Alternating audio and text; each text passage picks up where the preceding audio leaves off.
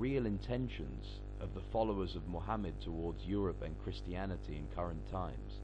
Will you explain? Let me start with a resume of the background of this battle and then the details.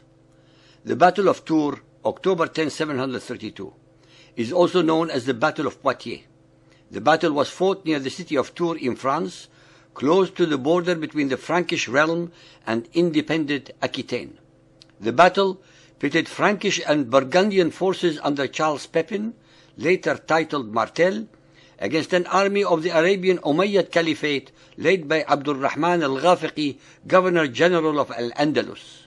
In Arabic, it is immortalized as Ma'rakat Bilat al-Shuhada, meaning the Battle of the Court of Martyrs. I would like to point out to our listeners that even 1300 years ago, those Muhammadan Muslims who died slaughtering, raping, murdering and plundering the Christian Spaniards and Gauls were called martyrs, just as their current suicide bombers and other mass murderers of defenseless civilians are still called today. The Arabian Umayyad Caliphate at the time of the Battle of Tours was perhaps the world's foremost military power. Great expansion of the Caliphate occurred under the reign of the Umayyads.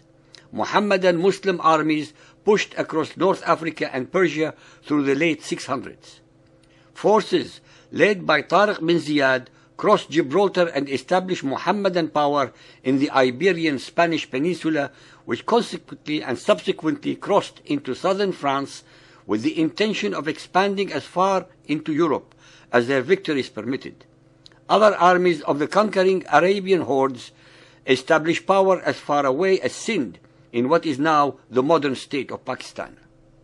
The Muhammadan Empire under the Umayyad Arabs was now a vast domain that ruled, colonized and subjugated a diverse array of tens of millions of peoples on 3 continents: Christians, Zoroastrians, Jews, Hindus and others.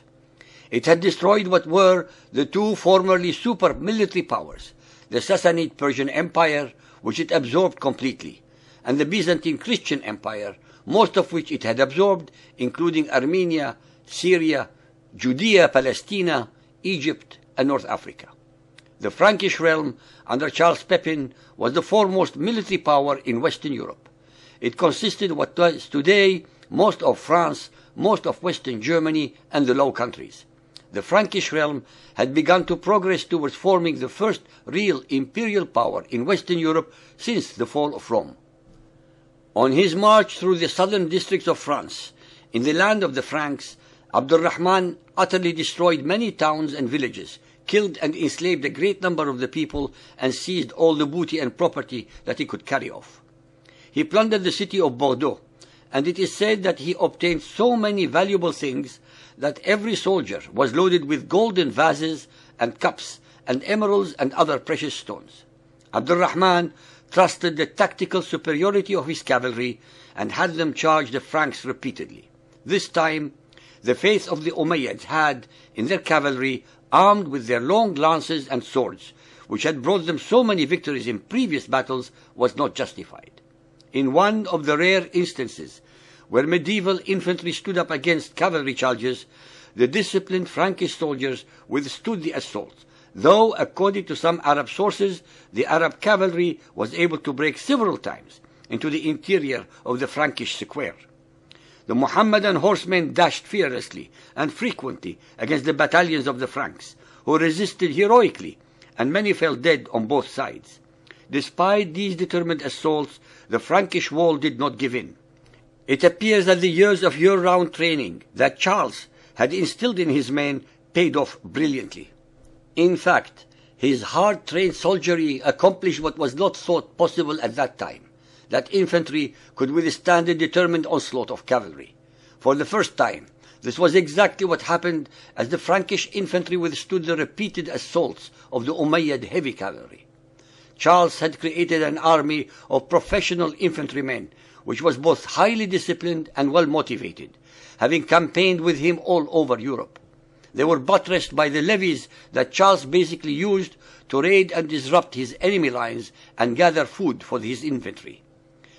The Mozarabic Chronicle of 754 says, and in the shock of the battle, the men of the north seemed like a sea that cannot be moved. Firmly they stood, one close to another, forming as it were a bulwark of ice, and with great blows of their swords they hewed down the Arabs. Drawn up in a band around their chief, the people of the Franks carried all before them. Their tireless hands drove their swords down to the breast of the foe. Those Umayyad troops who had broken into the square had tried to kill Charles, but his bodyguards who surrounded him would not be broken. The battle was still in flux when Frankish histories claim that a rumor went through the Umayyad army that the Frankish scouts threatened the booty that the Mohammedans had plundered from Bordeaux. Some of the Umayyad horsemen, without permission from their officers, at once broke off the battle and returned to camp to secure their loot. According to Mohammedan accounts of the battle, in the midst of the fighting, scouts from the Franks sent by Charles began to raid the camp and supply train, including slaves and other plunder. Charles presumably had sent scouts to infiltrate and cause chaos in the Umayyad base camp, and free as many of the slaves as possible, hoping to draw off part of his foe. This tactic succeeded way beyond his wildest expectations, as many of the Umayyad cavalry unilaterally broke ranks and returned to their camp. To the rest of the Mohammedan army, this appeared to be like a retreat, but soon it became an undisciplined rout. Both Western and Mohammedan records agree that while trying to stop the debacle, Abdul Rahman became surrounded and was cut down, and the Arabian troops then withdrew altogether to their camp. All the host fled before the enemy, candidly wrote one Arabic source, and many died in the flight. The Franks resumed their phalanx and rested in place throughout the night, believing the battle would resume at dawn the following morning. When the Arab forces did not renew the battle the next day, the Franks feared an ambush. Charles at first believed that the Mohammedan forces were trying to lure him down the hill and into the open. This tactic he knew he had to resist at all costs.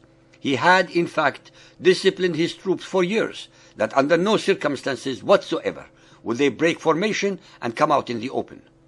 Only after extensive reconnaissance of the Umayyad camp by Frankish soldiers was it discovered that the Mohammedans had escaped by stealth during the night.